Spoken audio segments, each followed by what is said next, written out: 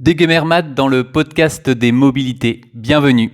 Aujourd'hui, on va aborder le thème de la santé et notamment les bienfaits des espaces verts. Et pour commencer, je vais prendre un exemple qui m'est arrivé il y a quelques temps déjà. C'était au mois de juin, il me semble. On était en réunion de travail chez un autre autocariste. Et dans le local où on était, donc il faut savoir que on a une vue sur l'accueil, donc sur l'entrée de l'entreprise. Et à un moment donné, je voyais donc un car qui était stationné près justement de l'accueil, et puis je voyais des gens enthousiastes avec le sourire monter dedans, et ça donnait envie en fait d'aller avec eux. Et je me suis posé la question de savoir qu'est-ce que c'était comme transport, enfin c'était un transport spécifique, et puis donc l'un des responsables m'a dit que c'était des personnes qui allaient pique-niquer, et je trouvais que c'était une super idée. Donc c'est-à-dire que les salariés de l'entreprise, si j'ai bien compris, une fois par an, donc c'est au mois de juin il me semble, ils sont invités, pour ceux qui le souhaitent, à participer à un pique-nique commun. Donc c'est-à-dire que le car de l'entreprise les prend, je crois quelle heure il était, aux alentours de midi, pour aller donc, alors je sais pas où exactement, mais ils allaient quelque part justement dans un espace de verdure, pique-niquer, pour retourner après travailler en début d'après-midi. Et voilà, je trouvais l'idée en tout cas super intéressante. Et tout ça pour rebondir sur le sujet principal, c'est que de bien en fait se dire que la nature est extrêmement importante pour l'homme, et on va justement, comme j'ai l'habitude de faire, détailler avec des cas pratiques et rebondir aussi sur des recherches. Alors il faut savoir que 3 bébés sur 4 naissants aujourd'hui vivront en ville en 2050. Depuis la moitié du siècle dernier, l'homme est devenu une espèce principalement urbaine. Ce confinement dans l'univers bétonné a des répercussions sur la santé. Stress et dépression pèsent toujours plus fort sur ceux qui passent l'essentiel de leur vie entre leur bureau et leur habitation, loin des espaces verts. Selon l'OMS, donc l'Organisation mondiale de la santé, 25% des facteurs qui influencent la santé sont liés à des causes environnementales. Et à partir de ce constat, je me suis posé la question moi-même de savoir si, par mes propres expériences justement, cette contact avec la verdure me donnait, permettait tout simplement d'avoir un bénéfice quelconque. Et je trouve que, j'en ai déjà parlé, et c'est vrai que je le répète assez souvent, c'est que le fait des fois quand on est au travail et qu'on est un peu, qu'on n'arrive pas à avancer tout simplement, qu'on est bloqué parce que on a l'impression qu'on a des tas de choses à faire, ou des fois juste un peu de fatigue. Le fait d'aller en contact avec la nature, juste par exemple une demi-heure, et ben ça permet des fois de débloquer les idées, d'avoir de nouvelles idées. C'est assez impressionnant. Et comment dire, pour rebondir sur cette notion-là, je me souviens qu'il y a quelques temps, il n'y a pas si longtemps que ça, j'étais en visite médicale du travail, et le médecin quand il a réagi, je trouvais en tout cas qu'il donnait raison à mes propos. C'est que je lui expliquais que des fois, quand on est bloqué sur un sujet, eh ben, il suffit tout simplement de sortir, s'aérer l'esprit en quelque sorte, juste une demi-heure, d'aller en bord de mer, par exemple, parce que nous, c'est vrai qu'on a cet avantage-là d'être en bord de mer. Et ben, ça permet de clarifier les idées, de trouver des idées tout de suite, et puis de se remettre au travail. Donc des fois, plutôt que de se dire je vais m'entêter à continuer tant que j'ai pas terminé mon travail, il faut juste se dire je vais sortir dehors, prendre l'air, voir autre chose, voir la nature, et puis tout se débloque. Je trouve très très enrichissant. Et on va ensuite prendre un peu de recul sur les mobilités de façon générale. Ce qui m'a marqué, c'est que quand on va en réunion, donc ça m'arrive d'aller en réunion, alors souvent c'est en mairie pour des futurs aménagements, il y a des notions qui reviennent souvent et qui sont vraiment intéressantes, c'est celle de volet paysager. Ça arrive de plus en plus souvent, donc qu'on parle de ce sujet-là, et également de l'impact de l'aménagement sur, en quelque sorte, la psychologie, notamment routière. C'est-à-dire que, alors je me rappelle d'un exemple qui s'est produit, alors là on était dans un collège à Plabennec, c'était une réunion très intéressante. Il y avait une personne qui intervenait et qui avait abordé le fait que quand un aménagement routier est bien fait et que ça permet de réduire la vitesse de façon à ce que les gens tout simplement ralentissent d'eux-mêmes en quelque sorte, sans avoir tout un système purement routier avec juste des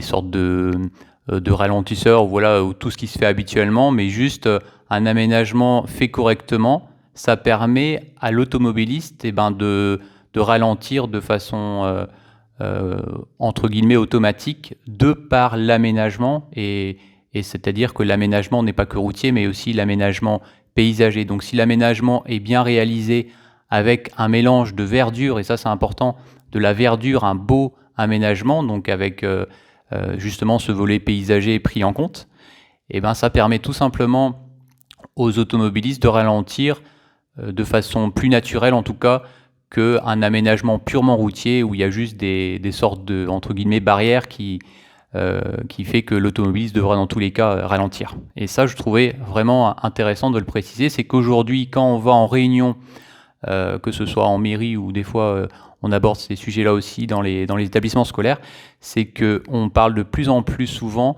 de volets paysagers et de l'impact justement de l'environnement et de le mettre aussi de plus en plus en valeur dans les futurs aménagements. Alors avant de commencer sur des exemples concrets, je pense que c'est important de revenir sur l'histoire de l'homme, c'est-à-dire qu'on a vécu dans la nature durant 7 millions d'années et il est entendu que le corps et le cerveau ont évolué dans un environnement naturel. Mais ces 3 derniers siècles, avec la révolution industrielle, l'homme a commencé à vivre dans des espaces urbains compressés, source de stress partout dans le monde. La thérapie naturelle, donc avec ce qu'on appelle la sylvothérapie. Alors, à quoi correspond la sylvothérapie ? Alors, ça repose en fait sur l'idée qu'être dans une forêt ou à proximité d'arbres a un effet bénéfique pour le bien-être et la santé. Donc, ça veut dire que cette thérapie de la sylvothérapie a pour but de favoriser la détente, d'améliorer l'activité du cerveau, de renforcer le système immunitaire et d'intégrer tout cela dans le système médical. Alors, il y a une expérience qui a été menée, c'est que des participants ont suivi un parcours aménagé dans une forêt. Donc là, ça se passe au Japon, donc on va quand même assez loin, c'est la forêt, il me semble, d'Akasawa. Et donc, ils sont invités, donc, pendant leur parcours aménagé, donc, à respirer à plein poumon les essences précieuses. Et on mesure aux participants leur tension et leur cortisol, l'hormone du stress dosée dans leur salive. Et selon les observations donc, du professeur qui a mené cette étude, donc le professeur, c'est bon à savoir, qui s'appelle le professeur Miyazaki, donc 2 bains de forêt quotidiens de 40 minutes permettraient de faire baisser la tension artérielle, fatigue et stress de manière significative. Et donc depuis le début de leur recherche, ils ont étudié 1000 cas d'immersion en forêt, et ce que nous comprenons, c'est que le corps réagit positivement. Par rapport à la ville, le sujet se détend lorsqu'il marche en forêt. Pour quelles raisons les arbres influencent sur notre santé ? Alors là, on va citer l'exemple de Bruno Moulia, donc, qui travaille à l'Institut national de la recherche agronomique. D'après les analyses qu'il a faites, il s'est rendu compte que les arbres sont dotés d'une sensibilité, c'est-à-dire qu'ils ont des sens comme les hommes. Et il a fait une démonstration, c'est-à-dire qu'il avait 2 jeunes peupliers. Donc il y en a un où il n'a pas soumis à l'expérimentation, il a mis de côté. Et sur un autre, toutes les 30 secondes, il a envoyé en fait un coup d'air au niveau de l'arbre, en fait, pour but en fait de savoir comment il sent le vent. Et de façon aussi à permettre aux chercheurs de savoir comment la plante réagit. Donc là, ce qui va se passer, c'est que pour le jeune peuplier qui a reçu de l'air au niveau de ses branches, elle va cette plante-là se charger sa croissance, elle va changer sa croissance en hauteur et en diamètre. Elle va se faire un peu moins haute, un peu plus grosse, et elle va aussi s'ancrer plus fortement afin de faire face au vent. Et démontrer, c'est que la plante a une vraie perception, elle a un sens qui est chez nous le sens du toucher, qui lui permet à elle de savoir s'il y a du vent ou pas. Donc, c'est-à-dire que, d'après l'expérience, l'arbre a un sens de l'adaptation. D'après l'expérience qui a été menée, ils ont pu s'apercevoir que ça se vérifie même à l'œil nu, c'est-à-dire que quelques semaines plus tard, donc ils se sont rendus compte que sur le jeune peuplier qu'ils ont testé, donc en donnant des coups d'air, ils se sont rendus compte que le tronc s'est épaissi, qu'il s'est renforcé, et que l'arbre était désormais mieux armé que son clone resté, lui, à l'abri du vent. Alors conclusion, ça veut dire que l'arbre perçoit, analyse, calcule et s'adapte. J'ai voulu aller un peu plus loin pour ces recherches et j'ai ensuite été vérifier des propos recueillis par un chercheur en sciences du bois qui s'appelle Ernst Surker. Alors, je crois que c'est Ernst Surker que ça se dit. C'est une personne de Suisse donc qui indique que déjà d'une part, l'arbre le plus vieux du monde a plus de 5000 ans. Donc il provient d'une époque qui pour nous était la préhistoire et il a traversé toute l'histoire et il est encore là aujourd'hui vivant. Quels sont ces êtres? C'est une magnifique question aujourd'hui sans réponse malgré de nombreuses recherches. On peut néanmoins se rendre compte, si on regarde comment fonctionne un arbre, on voit que rien ne se passe au hasard. Tout est à la fois d'une complexité et d'une perfection bouleversante. C'est la plus pure beauté, la beauté fonctionnelle, de se dire que l'arbre, il est doté d'une extrême sensibilité. Alors toujours dans l'étude du bois, des arbres, je pense qu'il était important d'aller un peu plus en profondeur des arguments. C'est que donc ce chercheur de Suisse, il se rend compte que le monde vivant uniquement centré sur la Terre, mais est en même temps à l'écoute de l'univers. C'est-à-dire que le monde végétal est en connexion, en échange avec tout un système complexe de type d'origine astronomique. Il y a donc deux enracinements, un enracinement terrestre et enracinement cosmique. C'est dans le monde celtique que ce savoir d'interaction entre les plantes et l'astronomie et les planètes et la Lune avait été développé d'une telle subtilité que la science moderne n'avait pas réussi à comprendre comment ça pourrait même fonctionner. Expérience avec des anciens forestiers qui parlent de l'influence de la Lune sur la qualité du bois, c'est-à-dire que les forestiers donc disent que en fonction de la Lune et du moment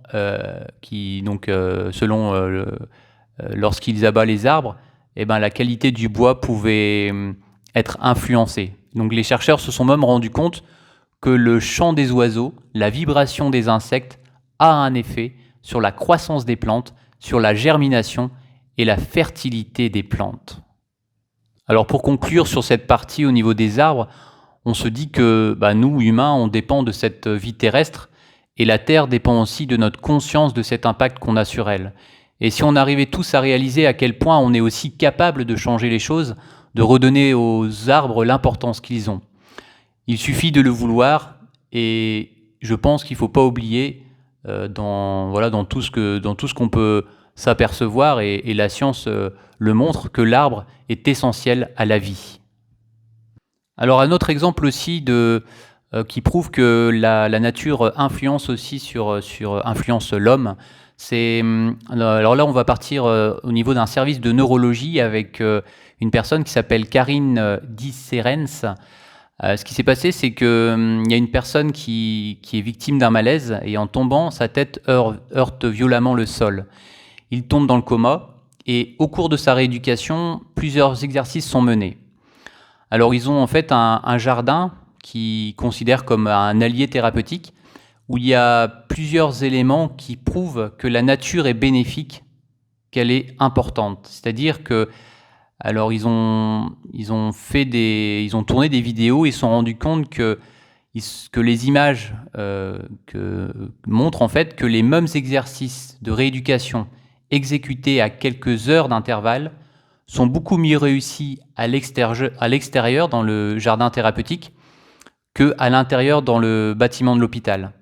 Donc au jardin, ils s'aperçoivent que le patient, il réagit mieux, il est un peu plus présent et on arrive à mieux capter son regard, à mieux rentrer en communication avec lui. Et pour rebondir toujours au niveau des hôpitaux, alors cette fois-ci, on va prendre l'exemple d'enfants autistes à l'hôpital de la Pitié-Salpêtrière à Paris, où il existe également un jardin thérapeutique réservé aux enfants. Et donc, une fois par semaine, les enfants sont initiés au jardinage. Ce qui font les structures réellement, parce que ils ont un contact avec le monde vivant, la nature. Et il y a un exemple qui est assez parlant, c'est que il y a un enfant qui parlait pas du tout, donc quand il venait justement dans ce jardin, et un jour, voilà, il s'est mis à parler de lui-même, de la plante dont il prenait soin. Et voilà, je pense que c'est une preuve magnifique comme quoi justement la nature aussi permet de faire changer beaucoup de choses auprès de l'humain. Alors pour terminer, on va prendre un autre exemple ici montrant l'importance de la nature au niveau de l'apprentissage. Une expérimentation est menée dans le Doubs en 2018 et l'idée c'était de tester d'autres façons d'apprendre avec ce qu'on appelle l'école du dehors. Alors il y a eu un travail sur la connexion à la nature et la créativité d'enfants. Alors là, je vais peut-être détailler parce qu'il y a beaucoup de choses à dire et je pense que ça montre aussi à quel point la nature en fait apporte beaucoup de bienfaits aussi aux enfants.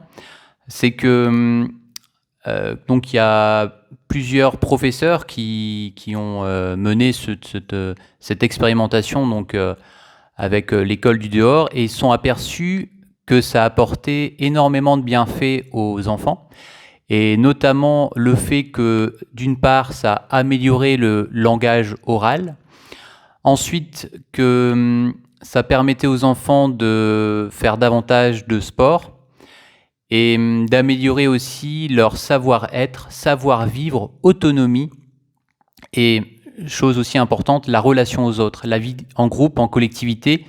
Et ils ont pu aussi observer l'entraide qu'il y avait face aux petits dangers de la forêt, donc une entraide, une sorte de solidarité entre eux qui s'est construit.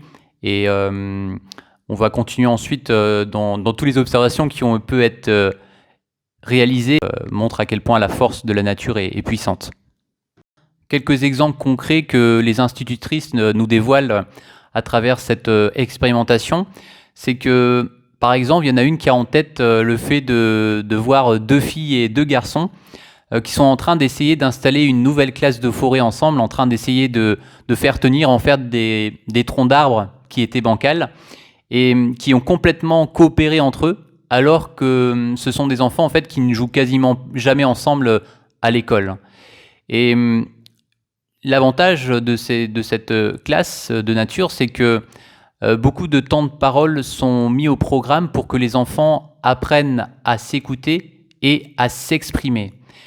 Et ils se sont rendus compte que la nature offre tout un panel supplémentaire de possibles en matière d'enseignement qui va même jusqu'à développer des inaptitudes inattendues.